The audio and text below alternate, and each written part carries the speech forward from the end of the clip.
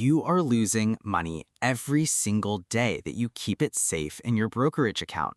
Most people believe their balance is a measurement of success, but it's actually a measurement of your own inactivity. By the end of this, you'll realize that your $900,000 isn't a retirement fund, it's a target, and you're the one holding the bullseye. Every banking app on your phone is engineered to keep your eyes on the wrong number. When you log in, you see your balance. You feel a hit of dopamine if it's green. You feel a pit of fear if it's red. But the app doesn't show you the tax leakage, the inflation erosion, or the opportunity cost of your safe positions. If the bank tells you that you are making 5%, but the cost of the life you want to lead is rising by 7%, you are not investing. You are paying a fee to slowly go broke. But here is the part nobody talks about. That safe portfolio is actually a volatile asset in disguise because its value is tied to a system that is currently being debased at an accelerating rate. Why does every major institution, the ones with the mahogany desks and the marble lobbies, insist that you keep your money in the exact same 60-40 model they've been pushing since 1980? They aren't doing it to protect you. They are doing it to ensure the money stays in the ecosystem. They rely on the gravity of inertia. They know that if they can keep you comfortable, they can keep you stationary. And a stationary investor is a taxpayer of the system. Consider Sarah. 34 years old, lives in Seattle, works as a senior analyst, makes $125,000. She prides herself on being a disciplined saver. She has hit that $900,000 mark. She keeps 40% in broad market index funds, 30% in high-yield cash equivalents, and the rest in corporate bonds. She thinks she's diversified. She thinks she's prepared for anything. She checks her app 4 times a day. Sarah generates roughly $48,000 in annual management fees, tax inefficiencies, and inflationary drag for the financial institutions she trusts. She's essentially working for free 6 months out of every year just to maintain a safe balance that is losing its purchasing power. She is the golden goose for the system, and she's feeding herself into the grinder every single morning. She thinks she's building a future. She's actually funding the life of the person who sold her the mutual fund. Now, contrast Mark. Mark is 42, living in Dallas, pulls in $210,000 as a VP of operations. Mark doesn't have $900,000 in a static, safe pile. He has $600,000, but he's deployed it into 3 different cash-flowing assets that operate outside the standard brokerage interface. He doesn't check an app for his dopamine fix. He checks his cash flow statements. Mark's balance might look smaller to a bank's software, but his engine produces $75,000 in annual profit, regardless of whether the S&P 500 is up or down. Mark is the architect. Sarah is the tenant. Mark understands that the system is just a set of rules, and he has rewritten his own. Sarah is playing by the house rules, and she doesn't even realize the house is rigged. Look at the collapse of Silicon Valley Bank. They had billions in assets. They were the safe place for the most brilliant minds in tech. They had the top-tier risk managers, the best consultants, and the most conservative balance sheets imaginable. They failed because they were holding safe assets that were mathematically destined to fail the moment the environment shifted. They had the capital, but they lacked the structural agility. They didn't see the structural decay in their own architecture until the doors were locked. They were holding paper claims to wealth that had already evaporated. Why would a world-class expert ignore the math right in front of them? Because they were blinded by the dogma of safety. They were convinced that because they were well diversified, they were immune to the reality of structural insolvency.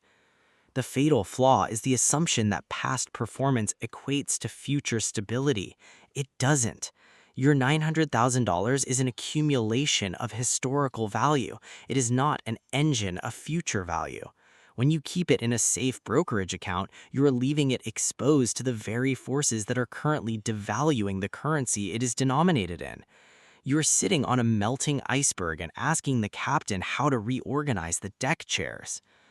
You aren't growing wealth by watching a total. You are only participating in a game of musical chairs where the music is slowing down. If the traditional safe portfolio is a trap, then why does every advisor in the country push the same asset allocation model? They push it because it creates a predictable, manageable, and profitable stream of wealth for them. It is the perfect extraction mechanism. You aren't growing wealth by watching a total, you are only participating in a game of musical chairs where the music is slowing down. If the traditional, safe portfolio is a trap, then why does every advisor in the country push the same asset allocation model? They push it because it creates a predictable, manageable, and profitable stream of wealth for them. It is the perfect extraction mechanism. The safety you feel is an engineered emotional response, not a financial reality. You are measuring your success by how much you have accumulated, but the game is actually won by how much you can effectively deploy. You are holding $900,000 in liquid capital, but you have zero deployed capital. That is the difference between a saver and a builder. A saver is waiting for permission. A builder is creating the demand. Let's dismantle the 60-40 myth once and for all. They tell you it balances risk, but in an inflationary environment, bonds become the very thing that destroys your purchasing power. When you hold bonds, you are lending your money to a system that is paying you back in dollars worth significantly less than the ones you originally lent. It's a guaranteed loss. It's not safe. It's a slow-motion liquidation. If you want to know why your portfolio feels stagnant, look at your bond exposure. You are paying a premium to ensure you stay poor. Let's look at why your $900,000 is failing. You are treating your portfolio like a storage unit. You keep everything inside, locked and safe. You check on it to make sure it's still there. But money that sits in storage is money that is dying. Capital must move. It must be allocated with precision. The hidden problem is your attachment to the static balance. You are terrified of the market's volatility, but you are completely blind to the certainty of your own decline. Every day, the cost of the life you want rises. Every day, the value of your currency falls. And every day, your safe portfolio does nothing to close that gap. They keep the money under management because if it leaves the brokerage, they lose the fee. They need you to be afraid of the unregulated because the regulated environment is where they own you. They ignore the math because the math points toward decentralization and away from their control. They are fighting for their existence by making sure you never realize your potential. If you removed your money from that system, what would you even do with it? You'd be forced to think. You'd be forced to build. And that's the one thing the system cannot allow.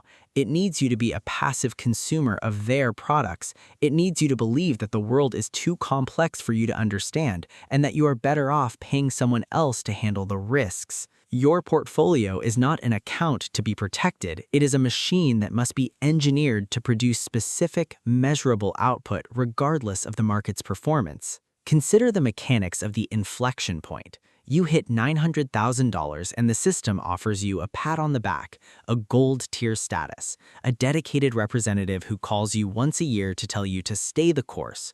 Stay the course? That is the most dangerous phrase in the English language.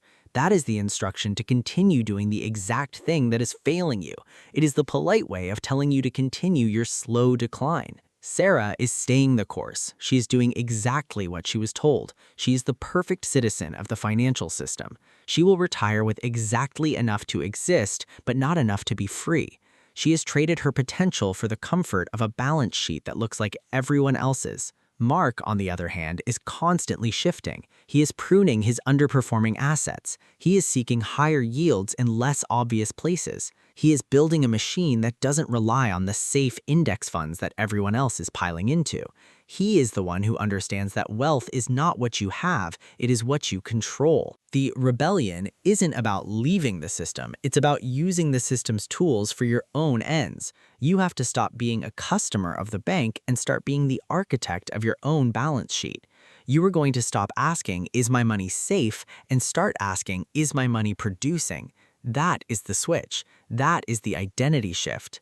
You have to be willing to look at the portfolio that you've built over a lifetime and admit that it might be the wrong foundation for the life you actually want to live.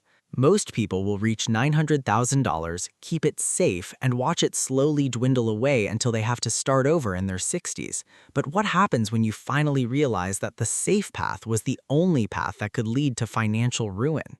There is a specific way to re-engineer your assets that most people will never even consider because it requires letting go of the one thing they are most afraid to lose. Do you know what that is? It's the illusion of safety itself. The moment you stop seeking safety and start seeking control, your entire outlook on the world shifts. It's the illusion of safety itself. And the way you let go of it, that's not something you can learn by just watching. You have to actually see the machinery under the hood. And once you see it, you can never look at your balance the same way again. But what happens when you find out the system you're trying to escape has already accounted for your rebellion? What if the architect path is just another layer of the maze? What if they want you to think you're in control? The next time you log into that app, don't look at the balance, look at the flow. If the flow is zero, your wealth is zero, and that is the only metric that matters. Every dollar that isn't working for you is working against you.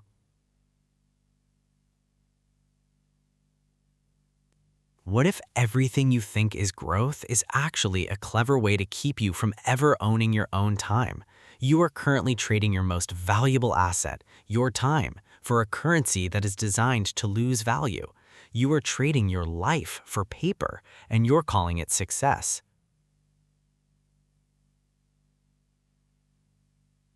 Think about that.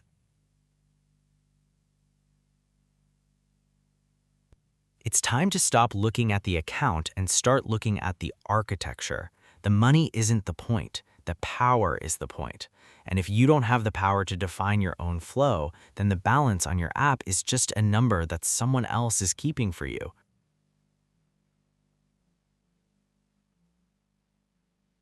Are you ready to stop being a participant and start being the one who writes the rules?